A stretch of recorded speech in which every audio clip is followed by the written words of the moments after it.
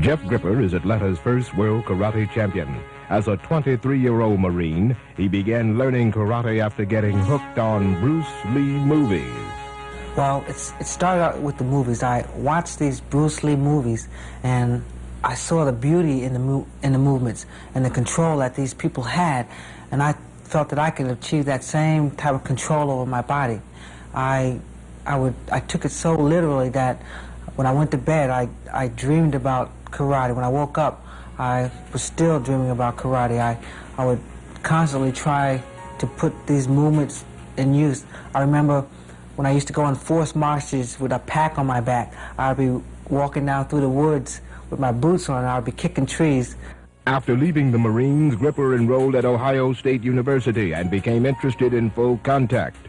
When told he had to learn to box he did. Quickly compiling a record of knockouts, Gripper became the Ohio State Golden Gloves champion in 1977 and 1978. In 1979, at the age of 27, Gripper had his first full contact fight. Left again, and Gripper up against the ropes. Joe continues to score hard. Throwing hard shots, and McLean can't really take the hard shot. Gripper's coming with a good solid left hook in this round, a good solid right hand. Gripper looks into control. Looks like McLean's in trouble right now, Joe, up against the ropes. Gripper can sense it. He's going in for the kill. Yeah, McLean trying to get off the ropes. Gripper controlling him. That's where his boxing skills are coming in. Just controlling the fight there. McLean, if he was smart, would just get himself out of there somehow. Almost ducked into a shin there. Not much you can do right there, because Gripper, as long as he is punching, as long as he is throwing the punch, the referee will leave him up against the ropes. McLean staggers there. He's out. Joe, I think he's out on his feet. It's just a matter of time now for Gripper. Right. He's down in the corner. Jeff Gripper, the referee counts over him. Count goes to 4. I think the pressure just got to be too much for him. He's out. He's out. And the winner by a knockout, Joe, Jeff Gripper. A tremendous fight. It's great honor for me to have our special guest today. This gentleman, to my knowledge, is Atlanta's first world kickboxing champion. I met Jeff Gripper when I was about 18 years old. I was a freshman at Morehouse College, and Jeff and his brother came to the gym to do a demonstration. And they did a demonstration showing various karate and kickboxing techniques. And, at the end of seminars, you always got like the guy that raises their hands and they ask a million questions. That was me. And so I asked Jeff, I went to him and I said, where can I go and learn to be a kickboxer? And he referred me to Ace's Gym. And let me back up a little bit also. Back in the 80s, when I was a youngster, when were you born, Pat? 85. Pat was born in 85, so I missed most of he missed that. I used to look in the karate magazines, and I'd see Jeff Gripper's name in karate and in kickboxing articles. And so, like I said, I met Jeff after he did a demonstration at Morehouse College. He told me to go work out at Ace's Gym. And so I go to Ace's Gym, and we'll talk about Ace a little bit more in a little while. And after training there for maybe about a year or 2 years, Jeff would still come by from time to time just to spar. He was retired, but Jeff would come in and he'd spar with guys like Eddie, we call him Fast Eddie Jones. He would spar with Jerry Golden Boy Trumbull. And, here was a guy who would just pop in and, even though he was retired, he sparred like he was still fighting. I mean, he didn't miss a beat. It was like, man, I was like, man. And then I would remind him of, hey, I was the kid that was bugging you after the end of your seminar. And I got to know Jeff, and Jeff would work with me. And I was fortunate enough he would actually have me come over and train with me in his garage. And while working out with Jeff, I learned the science of kickboxing, the science of fighting. I mean, nowadays when people go into a gym, there are kickboxing gyms, there are, martial arts gyms, mixed martial arts gyms, but at that time, you know, there were a bunch of us karate and taekwondo guys. You'd have to go find a boxing gym, find somebody to teach you how to box. I was fortunate in that Jeff put me on a path that allowed me to go train with, at that time, the best kickboxers in the game. I mean, Asa Gordon was a guy who trained the top kickboxers in the country. You had people that would travel from afar to train at that gym. You had at that gym, you had Jerry Golden Boy Trumbull, you had Larry McFadden, Tony Reed. The list goes on and on. And then I got to meet and train with Jeff. Jeff had me come over to his house, and Jeff at one time was working on making a comeback. And I remember he would on Mondays, Wednesdays, and Fridays, he would beat me up, me and a guy named Jerome Stanley. And on Tuesdays and Thursdays, I would go with Jeff to Athens to train at Gary Brown's gym, and then he would beat me and Jackie Eberhardt. And so for at least a couple years, you know, I had good daily beatings from Jeff Gripper. So you're mortal. You can't be beat, Sensei. Oh my, yes. But on a serious note, I mean, he taught me so much, and what I give to, you know, Pat is one of my students, and all my students have the benefit of the information that I learned from Jeff. And so anyway, without further ado, I'd like to introduce you all to Jeff the Panther Gripper. Jeff, would you please tell everybody where you're originally from? I was born in Columbia, South Carolina, and my parents have land down there, but we moved to Brooklyn when I was about 3. I lived in Brooklyn until I was in the 2nd grade. Then I moved to the upstate New York in the Catskill Mountains until I was in the 3rd grade. And then I moved to back home in Ohio, and I saw the kickboxing, like when I first, before I got started in the kickboxing, I was in the Marines. I spent 4 years in the Marines, and I saw it on TV. I think it was in 1973. We all were in the barracks watching the full contact karate on TV. And I stood up in the barracks, and I told everybody, I said, I'm going to do that. Everybody laughed at me. And I got out of the Marines in 75. But while I was in the service in 73, that's when I met Tony Lopez. Tony Lopez was a super lightweight world champion. And I met him at the barracks. And I had my brown belt, and my instructor had to leave town, and he left me the karate studio. and I was training everybody there, but I was a brown belt. But again, you know, I have a prayer life, and I pray for things, and I know God leads me wherever I go because I step back and let him lead the way. And when I met Tony, it's similar to like when I met Richard. When you meet someone, I don't look for the outside, I look for the inside, and I could see their spirit. I mean, their inner being, and it reflected mine. And Tony said he was a black belt, and I said okay, and I worked out with him, and then I gave him the karate studio. He became my instructor, and I gave him, and we started, you know, at the while we lived on base, but then we got in the apartment outside the base, and all the students, my brother, Ray Perales, we all moved in the house together, And as soon as we got off the base, we'd go right back to the karate studio and we'd work out. We'd work out all night. Come back, go back to the base. And when I got out of the service, my parents had moved to Ohio, and that's where I met Gary Brown, my trainer.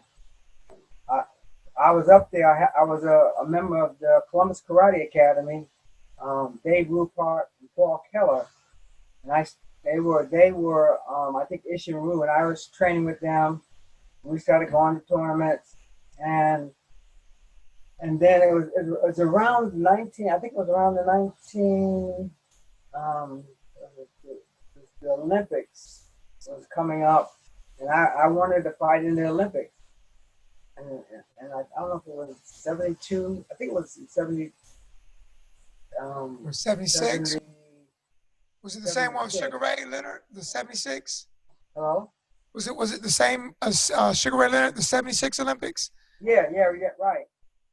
But what had happened was, no, it was the Olympics where they where the U.S. boycotted it, and there was no Olympics. What year was that? 1980. 80, yes. Yeah, 1980. And so instead of me getting really upset, I said, well, I'm going to turn pro in full contact karate. And I know I needed a manager, but I didn't know who. And again, I prayed, and I knew there was a guy named Joe Corley in Atlanta. And so I prayed and I would meditate that one day he would become my manager. And he saw me work out somewhere, or he heard about me, and he told me to come down. I came down to their karate studio. They had in the basement, they had a gym with a ring and everything else. And they had like 6, 7, 8 people down there waiting to spar me. I mean, and these were the top guys around. And that was your introduction. That was your introduction. Yeah, that was your introduction. We went down together, and I beat everybody's butt. Everybody. I mean, everybody. And then they had their secret weapon, Dick Turchell, and he was he was like their leading person. And after I beat everybody up, they put him in the ring with me. And we were going in, and I hit him with a spinning crescent kick and staggered him. And you heard the gym, it just got quiet in there for a second. And you almost hear a gasp. And after that, that's when Joe Corley assigned me as my manager. Yes. Next thing I know, I was fighting all over the country.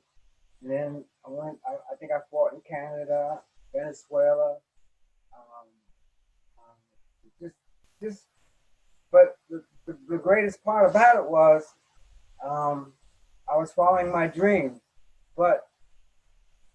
And once I decided to retire, and I was at home, and I didn't train too many people, but I remember after I retired, I started a company, and I got a contract with the Ado Coors Company, and I would travel around the country doing self-defense awareness seminars. And that's how I met Richard, because I was doing a seminar at Morehouse, and Richard came up to me afterwards and asked the information about it. I told him, but I don't train too many people. There's like 2 or 3 people I train, because people come to you and then they get some techniques, and then they go out and think they're the best in the world. They don't need you anymore. So I would not train anybody. But when I met Richard, and that's another thing, I looked for the spirit in them, and I saw me in Richard. It makes me want to cry just saying it. And I told him to come by my house, and I would do anything because I saw how much talent Richard had, and he was like me, like a sponge. He just soaked it up, and he would drive. I don't care if it was a blizzard out there. He would drive to come to train, and that's how I was. He was so dedicated, And once I retired, he started doing his thing. And next thing I know, he was a world champion. And so it's like my trainer, Tony Lopez, was world champion, world welterweight. I mean, Yes. Super lightweight. I was world welterweight champion, and here Richard is, and it's like when you see someone with a spirit of goodness, you would do anything for them, and it's nothing extra, because it was like wherever I went, there was always someone there to help me. Right. It was almost like I remember one time my manager Joe Corley was a little upset with me because I just did what I wanted to do, and he said, "You act like you got a guardian angel or something," and I said, "I do." And so that's how it was, and it was like whatever I needed, anything, it would come, and that was the same thing when I decided I wanted to retire. That's how I met my wife, Cheryl. Right. She worked at the TV station at WXA TV in Atlanta, and there was a football family, the Browners, Joey Browner, Richard Browner, and I was training one of them at Joe Corley Karate Studio, and Cheryl came up to the karate studio while we were training with a camera crew, and they did a story on the Browner brother, and I saw her, and as she was leaving, I jumped out of the ring. I ran up the top of the stairs, and I kissed her on the cheek, and she didn't slap me or nothing. I was gonna ask you if she hit you. Huh? I was gonna ask you if she turned around and hit you. No, she didn't hit me. She just rolled her eyes and left. And then I didn't see her for like a couple of months. And then the next thing you know, I was out with my brother up in Buckhead, and she drove by and she blew her horn. And my brother said, "Go get a number. Go get a number." And I got a number. And when I got a number, I was getting ready for a fight. And one thing about me, when I fought, I didn't date. I didn't do anything. I just trained. And so we just talked on the telephone, and after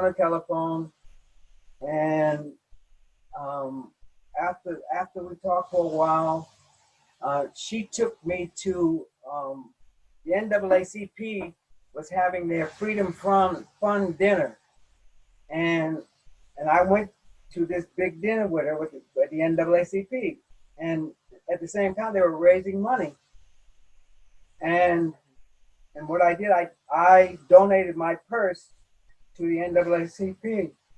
Wow. And my wife said, "Oh, that was it. They were raising money for Hank Aaron. That my bad.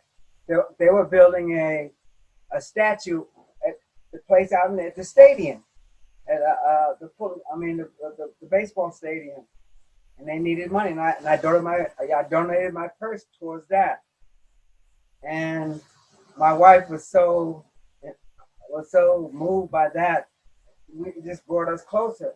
And the same thing, I met Hank Aaron. That's where my wife and I got married. We got married at Hank Aaron's house.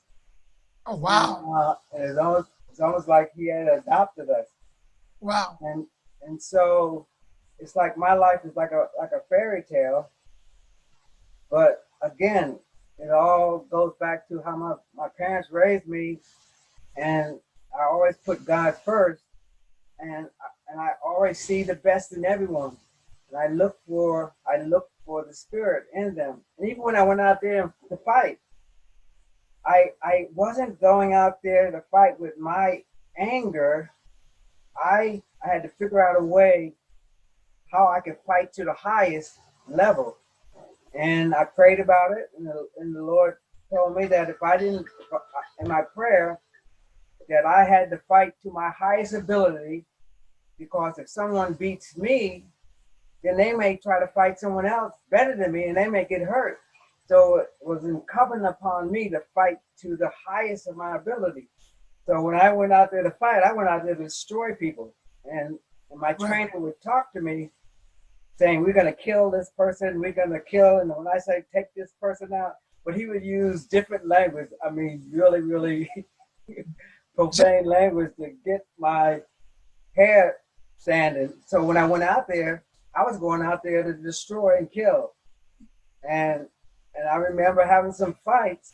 If the referee wasn't good, I could have really put people in the hospital. Well, I did put people in the hospital. Jeff, let me tell you this. You told me years ago, you said, and you know, fighters will understand this, but you told me the only thing that's keeping you from killing or destroying your opponent is the referee. And that was the mentality that you put in, that you instilled in me. The only thing that's stopping you is the referee. Yes, because the referee, because that's their job. And so I figured that I can go out to destroy this person and I can rely on the referee. And if the referee wasn't good, because I remember fighting people and the referee was slow to come in, and the only way this person ended up in the hospital that I was fighting, I pinned him in the corner. We do a technique called the V, where you cut the person off, cut him down in the ring, and you put him in the corner. You don't get too close to him, so that they can grab onto you. And what I would do is I might move to the left and show him, give my opponent an opening to the right, and if he steps it, then I can go back to the right. And so again, this guy, I had him in the corner, and I knocked him out with the first punch. And I remember, because I watched it on TV, I knocked him out with the first punch, and he was falling, but he couldn't fall because he was stuck in the corner. and I hit him with 17 more punches before he slid out of the ring. He slid out of the ring, and wow, and hit his head on the table. But that was my mentality for fighting, because when you step in the ring, that was my playground, that was my area. And yes. But I would use the rules to the fullest, where I would never break the rules, but I would be close to it, because I remember they had to put new rules in the PKA for me, because I would get the person in the corner and then slide to the right. And if their back was on the rope, then I would grab the ropes and pull the ropes, and it would make the person fall forward, and then I would kick him in the face while they're falling forward into my kick. And I remember since you mentioned that, because when you look at that, and I know they can't do it now, but when you fought, it would be as though it looked like you were holding the rope and, like I said, bouncing them off the rope and pulling yourself into the kick.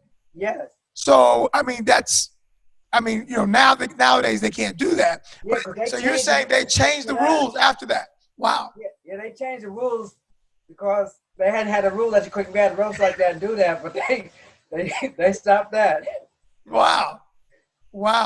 So let me ask you this. So back, like with your martial arts background, so you talked about Olympics, and so you were doing karate, but you also got into boxing, and your punching ability, or your boxing ability, was a key tool for you as a kickboxer. So you came into kickboxing when kickboxing was American kickboxing was at its height. You had guys like yourself, you had guys like Steve Shepard, you had Don Wilson. You guys started incorporating boxing techniques. What did you see during that time? You guys were the karate guys who kind of changed the sport. Like what people see today in martial arts, they don't realize that it was guys like you, Steve Shepard, Superfoot, Bill Wallace. What did you guys do to change and create a new sport, It went from being full contact karate to American kickboxing. Yes, well, that was the reason. I remember Gary Brown was my trainer, and a guy named Papa Joe Hayes was my karate coach, my instructor. And they were saying, you got to learn how to box. You got to learn how to box. You got to learn how to box. So I stopped karate for 2 years, and they took me to the Columbus Boxing Academy, where Gary Brown was the instructor. And I didn't know how to box, but he had some of the best junior Olympic fighters there. And when I got in the ring with them, they would just beat me up.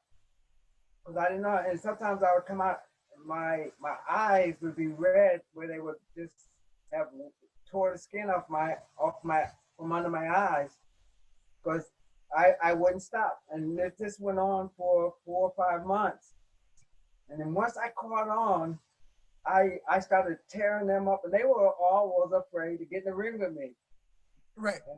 And because they were kids. Because they were much younger than I was, but I was willing to let them beat me up in order for me to learn how to box. And so I won the 1977 Ohio State Golden Gloves. I won the 1978 Golden Gloves, Ohio State. I won the Southeastern Golden Gloves. I fought at the Columbus Fair. And so my boxing got so good. I had a couple of professional boxing matches. And then I decided to go back into full contact karate. And when I went back, it was like, people were scared to get in the ring with me. I remember I had a fight in Columbia, South Carolina, and I was coming out down the stairs because it was a big arena. And I got to the bottom of the stairs and get ready to jump in the ring. And the guy I was supposed to fight, he said, "Is that who I'm fighting? I'm not fighting him." He would not get in the ring with me. They paid me, and I didn't even have to fight because he would not get in the ring with me. Wow. So Joe Corley is quoted as saying that, like I said, you were ahead of your time in the sport of kickboxing. Like you kind of created a mold, and then later on, you would get kickboxers that were able to do some of the things that you did, but you were definitely one who kind of helped really change the sport of kickboxing. Now, I was talking with Pat earlier, and he looked at some of your fights, because there's a guy on YouTube, I can't remember the guy's name, and this guy will put up old fights from the 70s and 80s American kickboxers. He put up Bob Thunder Thurman, old Jerry Trumbull fights. He puts up your fights, Jerry Rome, all these guys. So, and I was saying to Pat, if he looked, some of these fights, they were televised fights in really nice venues, some in the Atlanta Hilton. I remember Joe Corley used to put on shows at the Omni. You guys used to put on some really spectacular events. Could you please tell us who are some of your toughest or fights, some of your toughest opponents? Okay, yes, and there was some of the fights that I had was really, really, really tough. But back then, I didn't know about nutrition. That was the missing link for me, because I remember when I was fighting Iris Mike Brennan. I was defending my world title. No, let me see. No, because I fought him in Atlantic City. I fought him in Atlantic City for the United States title, but he won a split decision. And then he came to Atlanta to where he fought me at the Georgia Tech.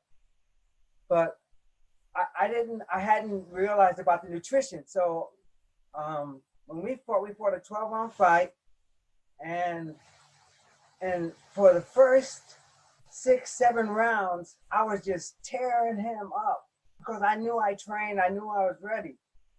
By the 8th round, all the energy in me just drained out, and I was so tired. I couldn't even breathe.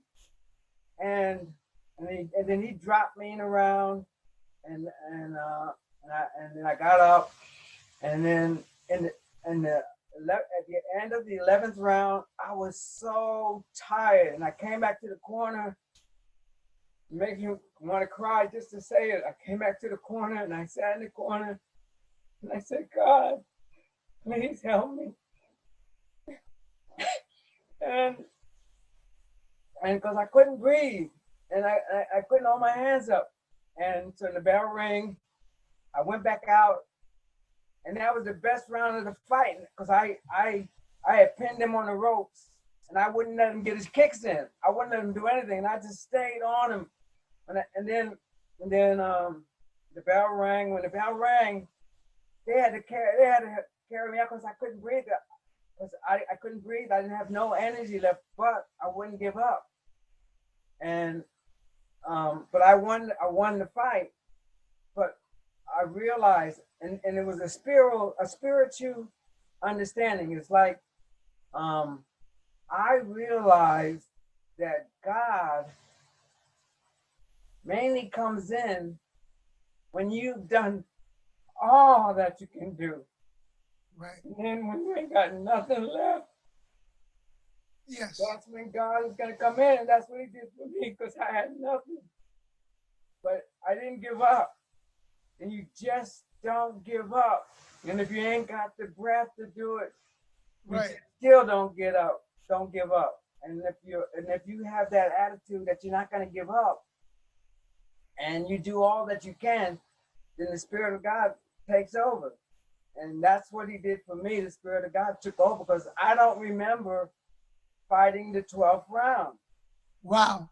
Well, with that being said, you fought during a time. So did you hear that, Pat? He said 12 rounds. Yeah.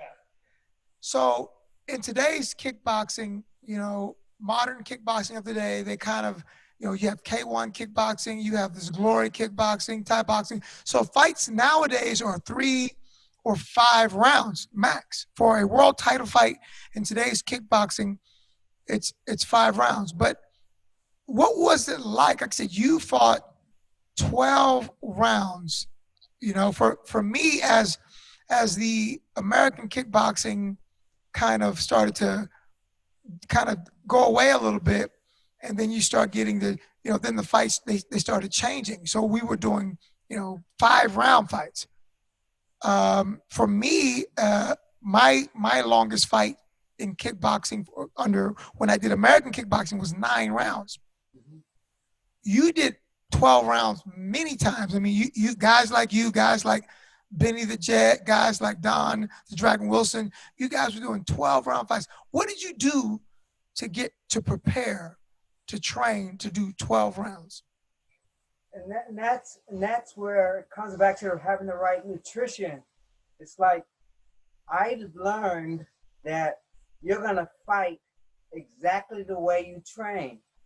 And a lot of people, they go in the ring and they spar and they kind of hold back because they're sparring. You can't hold back. But once I learned about carbohydrates and learn how to do carb loads and know when to eat protein and know and about nutrition and what vitamin transports oxygen in the body, what vitamin helps digestion. Once you got the nutrition down, then you can train to your highest level because you're going to fight the way you train. And if you don't push yourself to your last breath in your training, you won't be able to push yourself in a fight to your last breath in the fight. So everything is based on it's like for the first usually it takes me, I have like 8 weeks to get ready for a fight. And so the first maybe 2 weeks I might be doing 4 rounds, and then I'll go to 8 rounds, And then maybe coming down to the next to the last 2 weeks, I'll go to the 12 rounds. And then I'll start fighting 12 rounds, and then I'll fight 10 rounds, then I'll fight 8 rounds, and then I go back to 6 so that I build my body up, I build my energy up so that I can go 12 rounds. And then I start taking the stress off for my body, so my body can start healing and recovering. And then so when I go back to when I step in the ring for the final fight, my body would have stored all the energy, all the nutrients, so that when I get in the ring, when I train right and eat right, I would have more energy after the fight than I had before the fight. Gotcha. And that I could have went on to 16 rounds or 20 rounds because I've learned how to carbo load. I've learned what nutrients transports oxygen. I've learned what nutrient helps digestion. I've learned about the nutrition. And then Gary Brown, my trainer, whatever he told me to do, because if he told me to jump off a cliff, I would believe in that. And he said, if he said you're not going to die, you're going to be able. There's going to be something down there. I would believe him. That's how much I trusted him. So you have to have the faith in the people around you. And but again, the reason I had faith was I didn't find them; they found me. Right. And God sent me to these people, and He sent, and they could say, everything I've ever prayed for, I got. And if I didn't get what I prayed for, I always got something better. Right. It's like there's voices you hear. And I'm going to try to tell you this quickly. When I was 7 years old, I drowned. I remember my brother, I had a 5-year-old brother, and I had a 5-year-old, and I was 6, and then my other brother was 8, and my mom took us fishing, and we were fishing, but me and my other 2 brothers, we snuck our bathing suits. We were fishing. It was at a lake. It was called Swan Lake in upstate New York, and I didn't know how to swim, but I acted like I knew how to swim. And my brothers, and I saw this little guy out there, because I was messing with him before we got in the water, and he was just eyeing me. And so when I went to grab him, I said, "I'm gonna get you."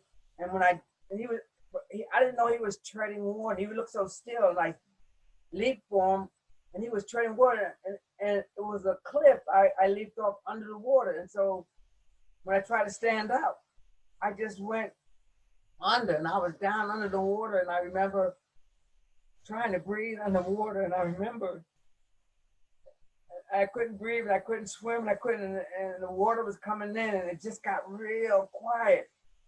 And then I remember hearing a voice say, "You're gonna die."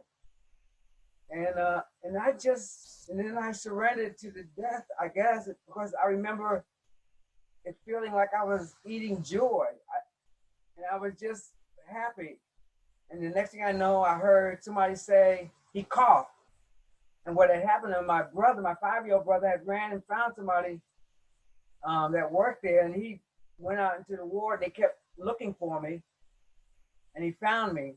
And like I said, and again, the most strange thing about that was when I spent a week in the hospital because they thought I might have had brain damage because I stayed under the water so long. But my family and we didn't talk about it. And then my brother and I was a student at Ohio State, and I had promoted him to brown belt. And we was talking, and he said, "Remember when you drowned?" "Yeah." I said, "Yeah." Because he said, my brother said, "Yeah, I saw you." And I kept telling you, "Jeff, don't go out in that water. Don't go out in that water." And he kept his eye on me. And he saw where I went down at. And he ran and found the person that saved me. But my brother and I, we were talking. I said, "Golly, God must have saved me for a reason." And my brother said, yeah, I know." I said, well, what are we gonna do? I'm gonna try to make history. That's what I'm gonna do. And he said, yeah, let's do that. And he said, well, how can we make history? And I said, oh, I know. I'll become the world champion in karate.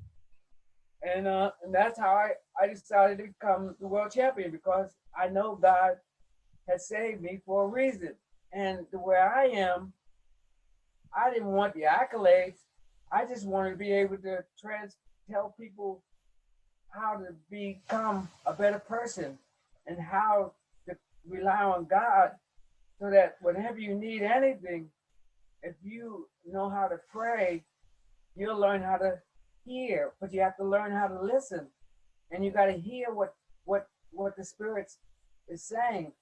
But also with people, you got to hear what they're not saying, because no one talks straight.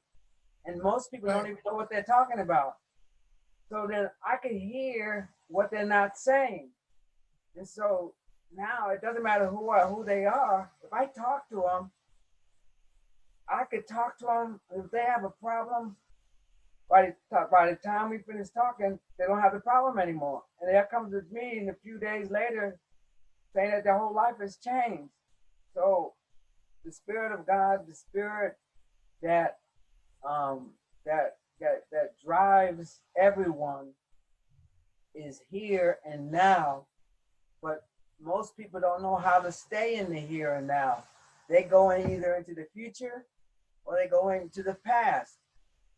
See, again, the future is God, and the past ain't nothing.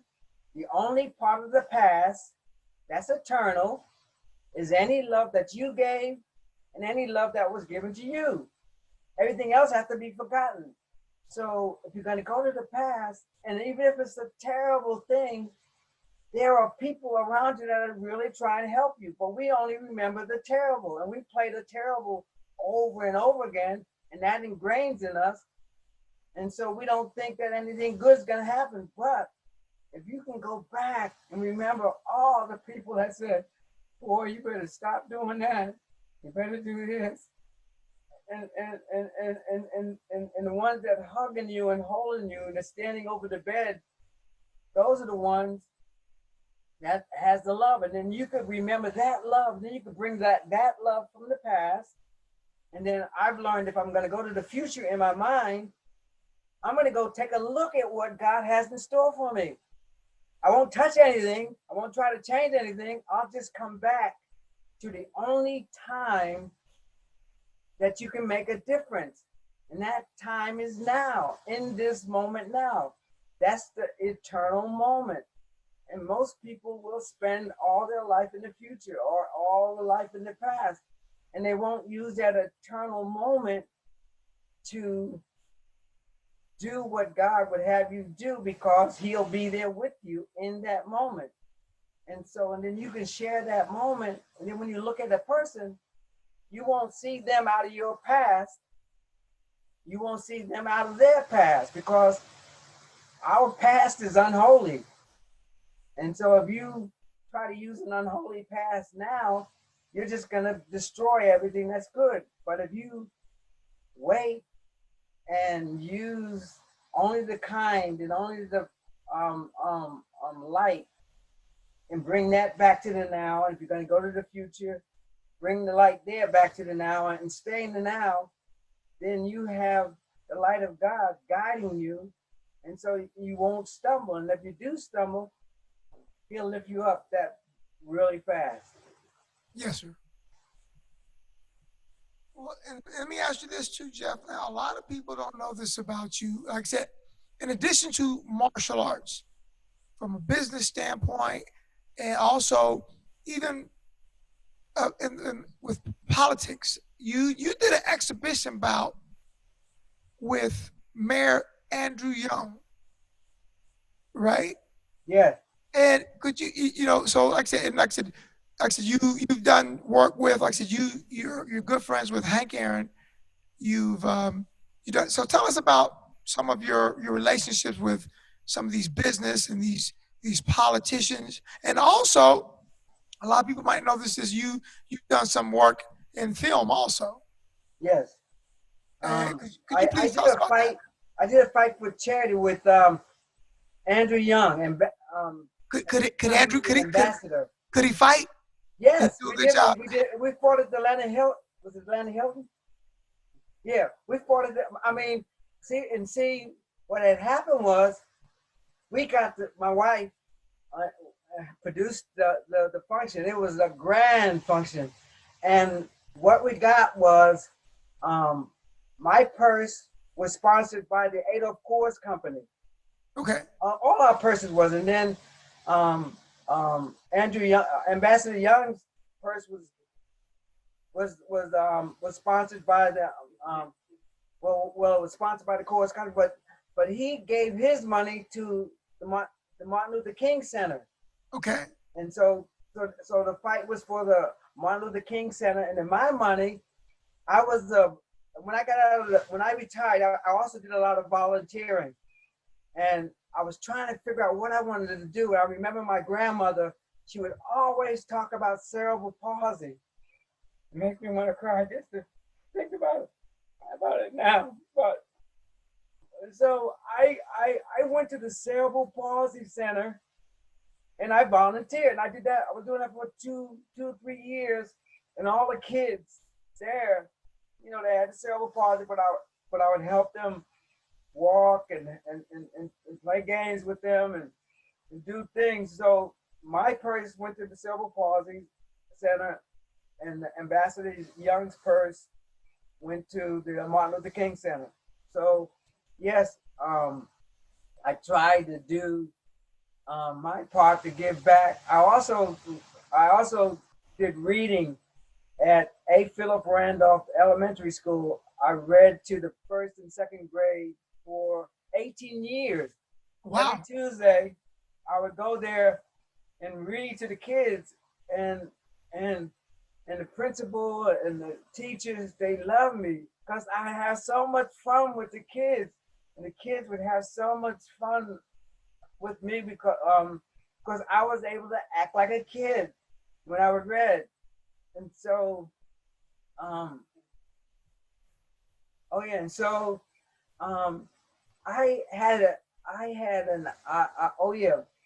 I was under, I didn't know if I told you I got a contract with the Adolf Coors Company, and they for 5 years, and then I was at a reception, and a guy named Mark Harmon, I think he started in CSI.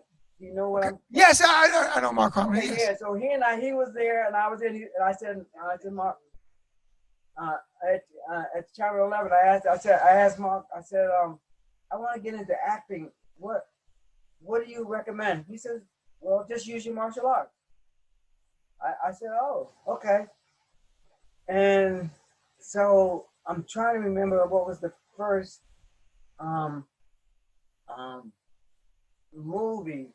What it was I decided to get into acting, and I didn't have an agent.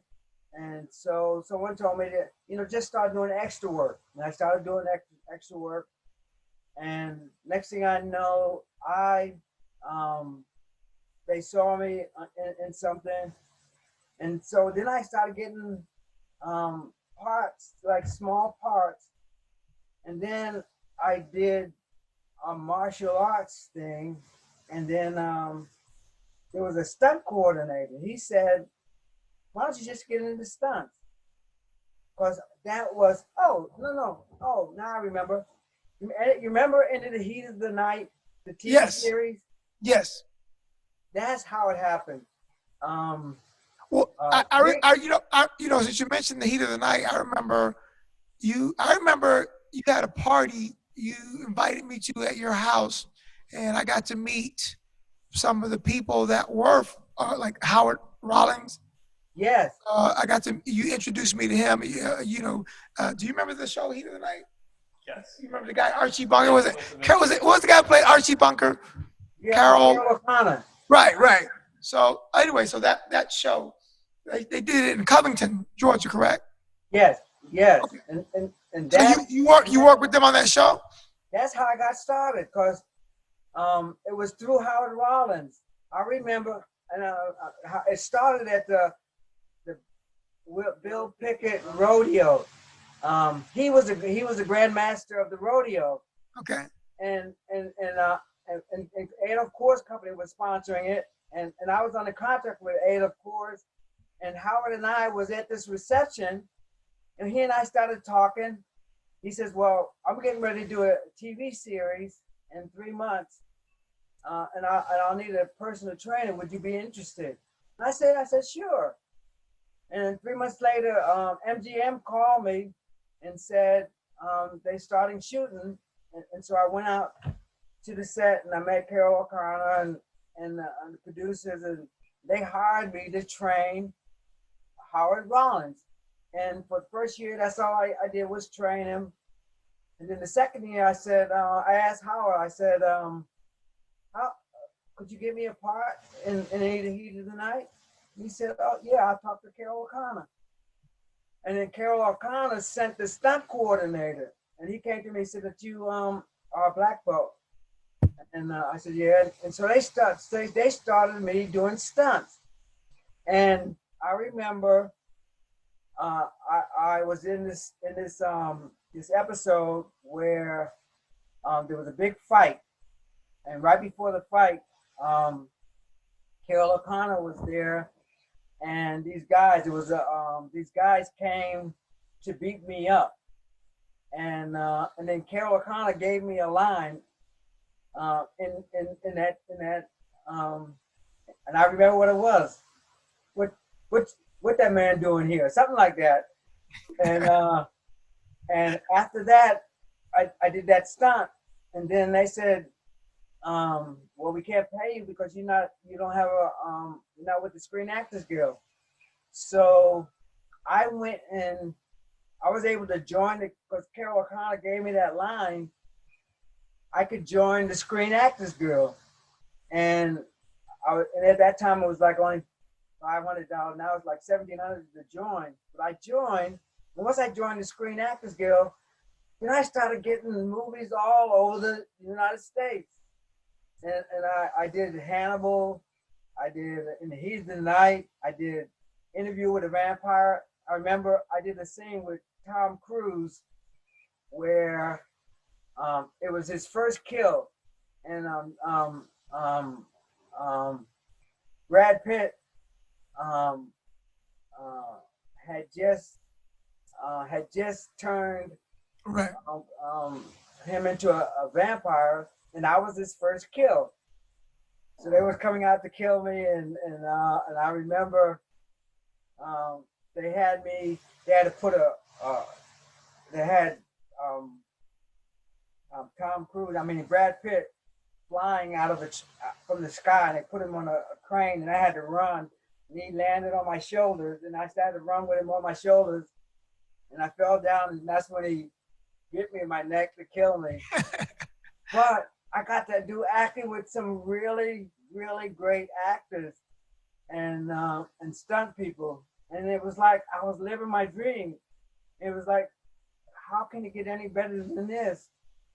But again, it wasn't me, it was a spirit in me, because anyone I meet, anyone I speak with, it's like I can see their spirit. I can see who they really are, and I can reflect onto them the holiness that God reflects onto me, and then they'll see me, see them. And so when you look at a person, you can look at a person with kindness, or you can look at a person with meanness. You can look at a person with indifference, or you can look at a person with holiness. And depending on how you allow your vision to land and rest on another person, that's how they're going to see you. They're going to see you through your vision. And so again, I always try to look at people as children of God. And Right. I want to leave anyone that I meet better off than when I found them. Well, going on with the film work, Jerry Trumbull, as you know, he also, got into the movie business. I can remember showing up at the gym Ace's gym, waiting for the gym to open. And I can remember him saying he was going to leave and go to LA and become an actor. And so what do you remember about the Golden Boy, Jerry Trumbull? Oh, now see, again, he was another one. Again, I mean, he had the same spirit that you had. And I remember I would train him and he would come to the gym and I would just work with him. And Jerry Trumbull and I were really, really good friends. And I knew that there was someone that helped me. So I had to give to him. I had to give to you what someone else gave to me. And then it was almost like, just like you, I knew you were special. And just like with Trumbull, I knew he was special. When I say special, I don't mean special meaning better than someone else. I know that the Spirit of God is leading them. And I know that there is certain things they will do and there's certain things they won't do. Right. I know you would never disrespect me. You would never disrespect another person. And I knew that the same way with Trumbull, that he would not disrespect anyone and that all he wanted was to reach his fullest goal, just like you. And so I would do anything to help them along their way, just like other people, they just helped me. Wherever I went, people would help me. And so with Trumbull, it was like, helping yourself. Right. It's like with you, Richard, helping you was like helping myself. And so, when you give to someone, it's not just you giving them, God is using you to bless them. Yes, sir. Well, and with that, and the reason I brought Jerry Trumbull up is because, like I said, there's a guy, I got to find the guy's name. His name is Michael something. This guy has a YouTube channel, and he put up a fight. He put up a Jerry Trumbull fight, and this is a early Jerry Trumbull fight. Before he has the longer hair, he's it's one of his early fights. He's fighting a guy, and the announcer says during the fight, they said, Jerry Trumbull has been training with Jeff Gripper.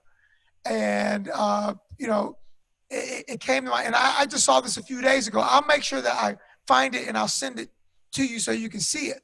But the commentator is saying that you had been helping or been sparring with Jerry to help him get ready for this particular fight. And that's why that came into my mind. Yes, and that's, again, people don't realize when you help anyone, you're helping yourself.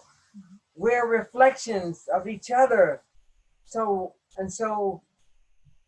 again, everything is spiritual. And when you give, what you give, the image of it stays with you. And as you give it, it flashes back on you. So that's how sharing increases. People don't realize when you share, you'll have it and they'll have it. And if they share what you gave to them, they're going to give it to somebody else. And then they'll have it. And 3 people have it. And then 6 people have it. It's like exponential. And so it's like multiplying by 6 or multiplying by 10. So if one person has it, he's going to give it to 10. And those 10 is going to give it to another 100. And those 100 is going to give it to 1,000. And those 1,000 is going to give it to, and next thing you know, that same gift that you gave them, it comes back to you. And you're just blessed. And so, again, you don't want to walk around with your hands closed. You want to open your hands up so that you can share. That's the only way you can receive. But everyone walks around holding their hands in fists, ready to knock you out. And they hear half of what you said because everyone on this planet is half right. Right. You're half right, and that means you're half wrong. And so if you open your hands up, then you can be completely right. Because again, you can't lose by sharing. You can't lose by giving. You can't lose by blessing.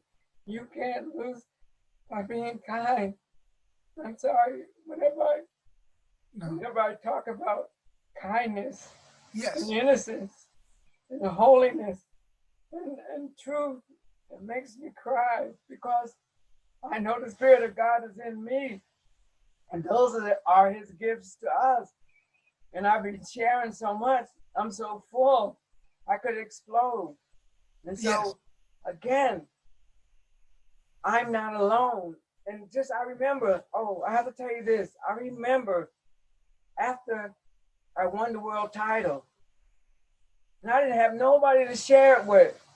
And I remember I was in my hotel room drinking liquor and everything, and I was crying. And I got on my hands and knees, and I said, God, please send me someone I can share my life with. And the next thing I know, 3 months later, I met my wife. And again, I took Cheryl home to meet my mom and dad. Right. And my mom and dad said, don't let her get away. From the time we met and the time we got married, what was it, 6 months, 3 months? Yeah, 6 months. 6 months after we met, we were married.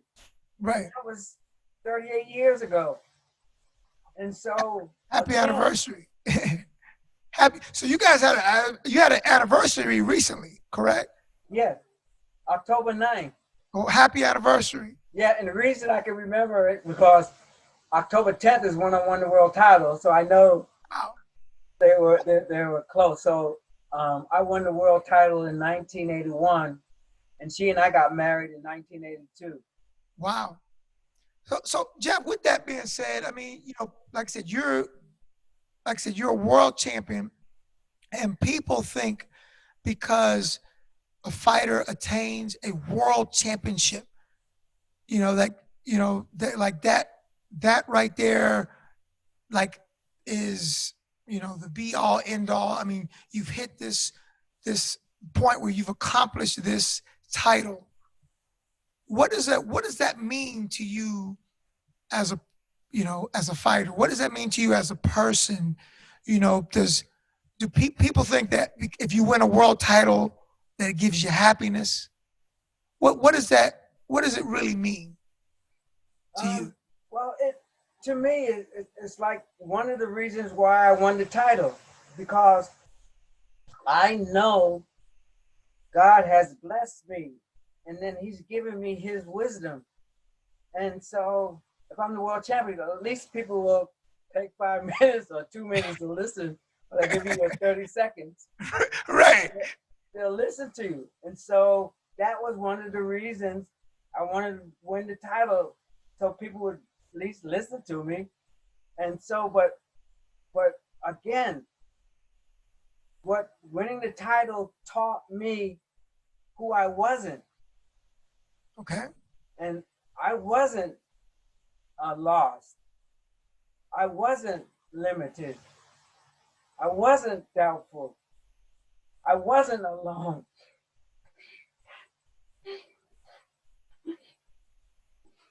My wife is making faces at me because it makes me want to cry when I talk about anything holy. But I knew who I wasn't. So by knowing who you're not, you'll know who you are. And but see, in this world, everyone has to find out who they're not. Everyone has to find out what don't work. And so now what the Spirit has taught me, I can learn what do work. I don't have to make the mistakes anymore because I'm not hard-headed anymore. And I can get what I need right now because there aren't things in my mind blocking it from the things that I think I know. Right. But what I've learned, what I thought I knew was never true. What I thought I knew was nothing. And so I'm willing to give up what I think I know. And so when I listen to another person, I don't listen to hear what I'm gonna say. I listen to the other person. I forget me. Just like when I fought, that was the other thing. When I got out in the ring, I remember I used to fight with my hands down. Sometimes I would fight with my hands down by my side. And because I could forget me. I knew where my hands was. I knew where my face, I knew everywhere I was. And so I didn't have to worry about me. And so everybody's worried about me. Forget you. I'm not that important. The other person is important. And if I make them the most important thing, then the Holy Spirit can use me. And then I know I spoke words I didn't even know I had. And after I gave the gift to another person, I understood it better. And I knew that it was mine now, because you can't have anything without sharing it. And if you don't share it, it ain't really yours, because you're going to be afraid someone's going to try to take it. There ain't nothing no one can take anything from me, because I've given everything away. And Right. nothing is more important than another person. Right. So I think about the other first, because I got everything. I don't need nothing. Yes, sir.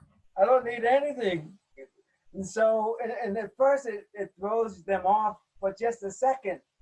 But when a person looks into your eyes and they see a reflection of holiness, they think you're holy, but really, no, I'm just reflecting their holiness, because I remember I could talk to people and it's like they're like a deer caught in the headlights, and you can see them, and because they're not thinking about yesterday, and they're not thinking about tomorrow, and they're not thinking about how they look, and they're not thinking about what's in their pocket.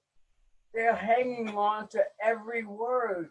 And when you communicate with another person like that, they become a part of your soul. And so again, it took me a while to learn all of this, but I knew God had a plan for me. And I don't want my plan, I want his. And so I had to know who he was. And I had to know whose God he was before he was mine, and before he was theirs. And once you understand that, then you can see what's truly valuable. Most people have in their minds and in their hands the invaluable, and they don't know what's valuable. And when you speak with a person and you make them totally important, the most important thing, and you help them find their way, then they learn what's valuable. And they could be your enemy when you first start talking to them. And then once you finish, they're your best friend. And they will defend you. And Yes. they will let nothing happen to you. And I never have to defend myself. All defense is really an attack. And if you think you gotta defend yourself, you're thinking they're attacking. But most people are crying for love and crying for help. And so when someone's cussing me out, and then they can be vicious. To me, when someone's cussing me out, they're really saying, help me, please don't leave me in hell. And so I help them come out of hell, only because I recognize that their attack was really a cry for love and cry for help. Yes. Got you. So let me ask you this. I'm going to throw some names at you, and I want you to just, first thing that comes to your mind, let me know. Now, you fought Ernest Hart. You fought, how many times did you guys fight? Like 3 times? 3 times. So what is it like to fight the same guy 3 times? Ernest Hart and I we're like best friends. And he and I still talk each other. He calls me and I call him. Amazing. But I remember the first time I fought, and that was I gotta tell you, this was at Atlanta Hilton. And I remember Burt Reynolds. I mean, this place was packed. the Hilton was packed with celebrity. Right. And what had happened was I had broke my foot 3 weeks before the fight. And so I really couldn't train right. But they told me to ride the bike and all this other stuff, but I didn't do it. And I remember that first round, I hit him with a punch and it staggered him, and I tried to take him out, but I ran out of gas. And by the 8th round, I mean, the 6th or 7th round, he dropped me, but I still fought. And then I remember it was a split decision. He won that fight. But the reason, and it was like a holy lesson for me to learn, because I know, even though my foot was broke, because they had to shoot my foot full of Novocaine and put like a styrofoam cast on it for me to fight. But if I had went to the gym and rode the bike and rode and did other stuff, I would have been a lot better off. But I learned by losing that fight, I learned that I cheated myself. And the only reason that I lost was because I cheated myself. And again, that's the only reason anybody's gonna lose or not get what they want, because they cheat themselves. And so when I got a rematch 6 months later, and Gary Brown lived in Athens and I lived in Atlanta, and I drove up there every evening. And I remember driving up there, and then when I fight, I don't close my eyes. Even when somebody's throwing a punch at me, and sometimes they throw punches at me, and I do what is called a rock, and their glove will touch my eyeball. And I remember his glove touched my eyeball, but there was dirt on his glove, and it scratched my cornea. Ow! And so when I was fighting, when I was training, I knew that with Ernest Hart, I knew I did everything that I was supposed to do. I ate right. I slept right. I didn't have any women. I didn't do any drinking. And for 6 months, I did everything. It chokes me up again. I did everything that I was supposed to do. And in that in the first round with Ernest Hart, we went out there, and I was just moving and doing it right. And I remember I threw a back leg round kick, but I dropped my hand, and he stepped in with a left hook, and he dropped me to the mat. And I remember, JT Wills was the referee, and I was on the mat on my knees and hands, and the referee was counting 1, 2, and then I was down there, and I was saying, God, what did I do wrong? What did I do wrong? I trained right. I did everything right. And then it got to like 6 or 7. I said, I did everything right. Now I said, I can get up. And I got up, and the referee was still counting. And then the urge came on, and he got on me, got him on the ropes. And I figured if I can hang on through that one round, I can make it, and which I did. And then for the second round, because when he hit me, my mind was knocked to the moon. And it took 3 rounds for my mind to come back to earth. And by the 3rd round, when I went back out there, my mind was back. And I just lit Ernest Hart up. And in the 8th round, I knocked him out. But the referee had to leap in there. Because again, I had him pinned in the corner, and he couldn't fall. And I remember I could hear him say, Grip, please stop. But I wouldn't. That's when I started going even harder. And then JT Wills leaped in there, because I would have killed him. I know I would have killed him, because I wouldn't stop. And then when I didn't even know where I was. And then I turned around, and the people were cheering, and that's when I won the world title. And well, amazing. I mean, that's truly amazing. I mean, you said you got knocked down the first round, and you come back and stop him in the 8th round to win the title. That is truly amazing. Yes, Incredible. like I said, again, everything is up to you. And I remember when I was down on the mat, I wasn't trying to find a reason to get up. I was trying to find a reason to stay down. Right. And I couldn't find one.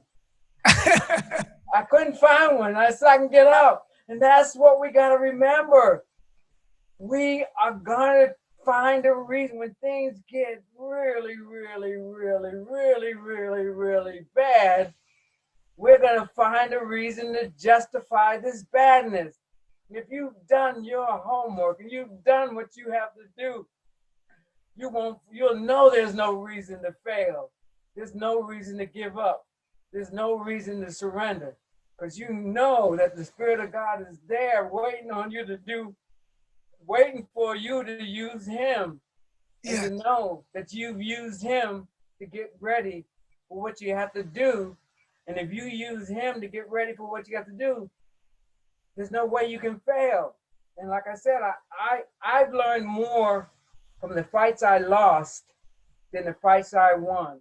And I would not beat myself up, because like I say, when Ernest Hart beat me that first fight, it was like the best thing that could have happened to me, because I became a better person. I cheated myself. I tried to sneak away, and I didn't do what was right. And I knew I didn't do what was right. I didn't deserve to be the title holder. I wasn't a world champion. I was a cheat. Right. Well, it's since you mentioned that, and a lot of people don't realize that, people get so caught up into wins and losses as opposed to what do they learn. As you know, I mean, we might fight a fight and win the fight, but then you might say, you know what, I didn't do my best, but I won. Or you might fight a fight that you lose and you say, what did I get out of that? What is going to make me a better person? And I mean, it's great to hear you, a world champion, tell everybody that you can learn from every fight, winning or losing, you still learn. Yes, because the losses are really a win if you use the loss for your benefit. Because again, we're all blessed. We're all holy children of the Most High God, but we don't know who we are. We go by what's on TV. We go by what's on in the movies, and thinking that we're not worthy. But again, everyone's worthy. But again, we have to prove our worthiness to ourselves. And if you're not going to cheat yourself, you're not going to lie to yourself, you're not going to shortchange yourself. When you don't shortchange yourself or cheat yourself or lie to yourself or justify yourself, then you know that the Spirit of God, the Spirit of truth, the Spirit of strength, the Spirit of completeness is there with you. So when you go, you never go anywhere alone, because you know the Spirit of God is with you. And then you look for that Spirit in the other person. And when you look for the Spirit in the other person, they see you see it. And when they see you see it, it brings it back to their memory. And then they remember who they really are.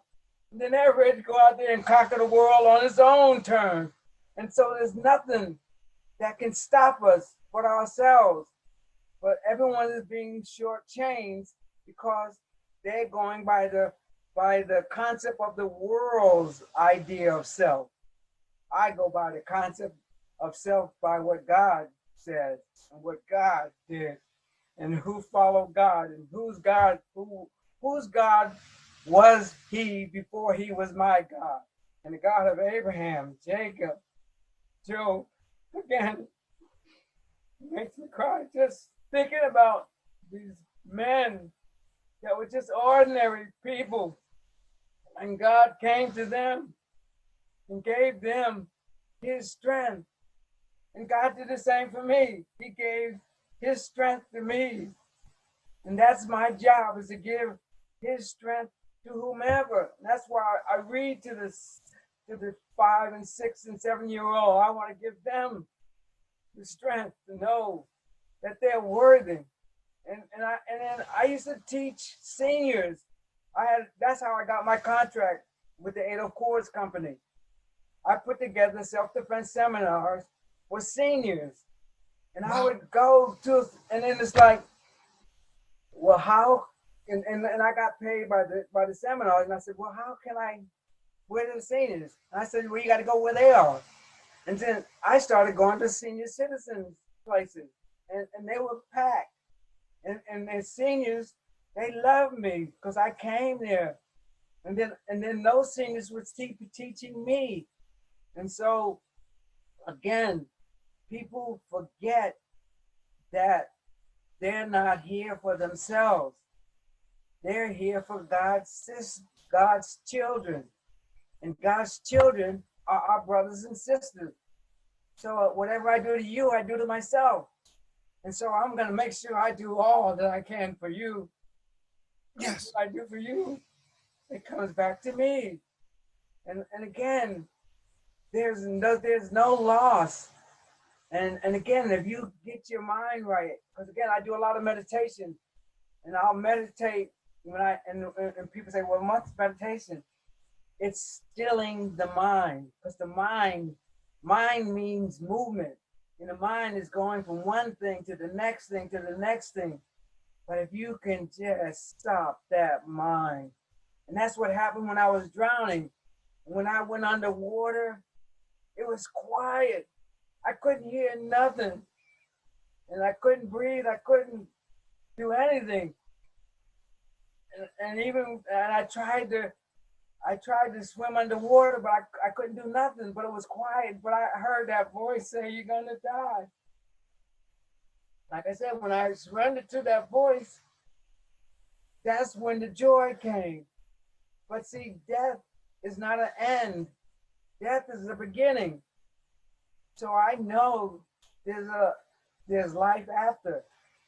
But the life we think we're here is only a half life, because we only know half truth, and we only know half lies, and we won't relinquish one because we got our hands closed around what is hurting us, and we won't just open our hands and let everything go and trust that the Spirit of God is going to fill it with what He would want us to have, not what we want to have.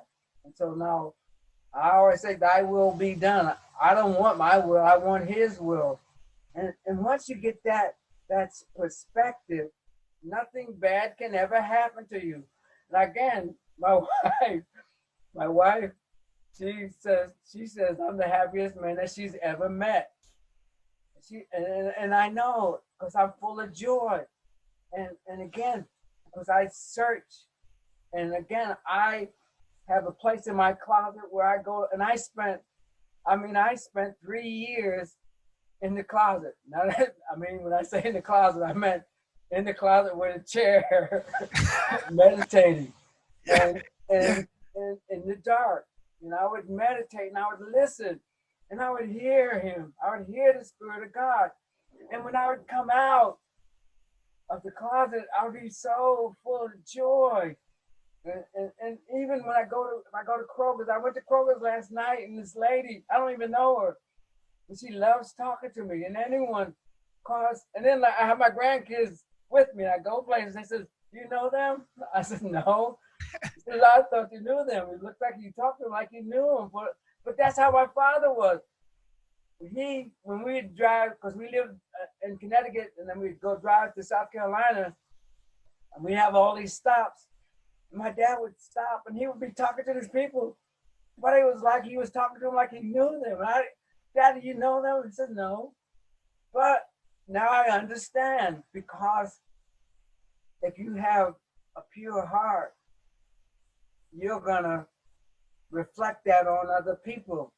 And even if their heart isn't pure, by the time they finish talking to you, their heart will be pure for a moment, and then your heart will be purified even more, because you saw in them what they couldn't see in themselves. And you allowed them to see in your eyes what you saw in them. And then it brings the remembrance of Christ back to them. And then they're holy again. It may not last, but for a moment, they were in peace. And the peace of God is follows me wherever I go. And I can share that peace with whoever I see. And so I'm never alone. And I don't have to worry. I don't have to waste my mind worrying. What is there to worry about? And I can say I'm so happy. I wake up happy. I go to bed happy. And I'm happy. And again, people have to understand that what you give to yourself is your gift from God. And if you don't give yourself the holiness, the kindness, who else will? But the only way you can give it to yourself, you got to have it. You can't give what you don't have. But then if you give it away to someone else, then you know you have it. And what you share, you keep. And again, most people, they just want to keep material things. The material thing, no material thing has saved anyone. And if you want to be saved, just free yourself from having to have whatever you think you need. Ask God to give you what you need, because you don't know what you need. What you think was never true. And if you want truth, just stop thinking with your body's mind. Just stop thinking with your body and start thinking with your holy mind as opposed to your body's mind. Because the body only knows things of the body, and the body's thoughts are limited, but the thoughts of the spirit are infinite, and everything is there. And all you have to do is rise up, and you can rise up to the answer. Rise up to the answer, because the answer is there. But we are always trying to lower ourselves with the hate thoughts, the doubt thoughts, the fear thoughts, the greed thoughts. And those thoughts are down low.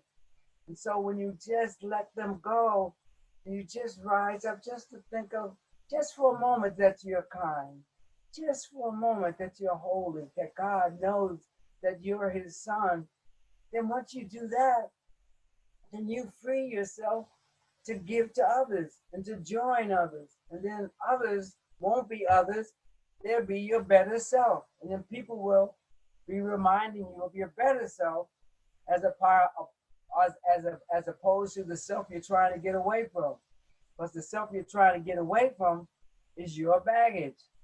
But turn that baggage over to who cleanses it, who purifies it. And once you do it, and if you share that purification with another person, you make them holy. And then you and he go to Christ together. So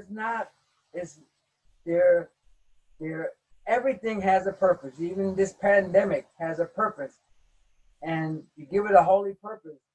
And so the only thing holy that I can see is how I can help another person, how I can pray for another person, how I can hope that person takes care, that person distance himself so that he wears his mask, and not wearing the mask because you're scared. You're wearing your mask because you care about the other person. Yes. You're doing things for the other. You stop just being selfish for yourself, because God, yourself don't need anything. It's your brothers that need it. And if you give it to your brother, then that's how you get for yourself. And like I said, the world is upside down. Everything's backwards. If we can just be still just for a moment, and then we just take that time for a moment, then we can hear the silent voice that will fill you up. And so that when your eyes open and you see truly, you'll be able to see the purity in a person, the holiness in a person, the kindness in a person, the truth in a person, and when you see it in another, then it becomes yours. But again, we can't have anything unless we share it. Yes. Well, Thank you so much. Let me thank you so much for taking time out of your weekend to share with us and to talk with us. I thank you. I mean, I have so much to thank you for that you've given me and helping me in my life, not just in martial arts, but in life in general. I want to thank you for being a big influence in my life. And, you know, once again, I want to thank you for taking the time to talk to us and allowing us to share you with the world. Richard, you're my testimony. Oh, You're my testimony. And like I said, you taking the best of me and made it the best of you. And now you are feeling lives and they're seeing you. Because like, again, first time I saw you fight, at first I thought it was me. I thought it was one of my fights. Yeah. I did. I thought it was, and I thought, oh, that's Richard. I mean, because again, I mean, the similar movement and the Most precision, definitely. Most definitely.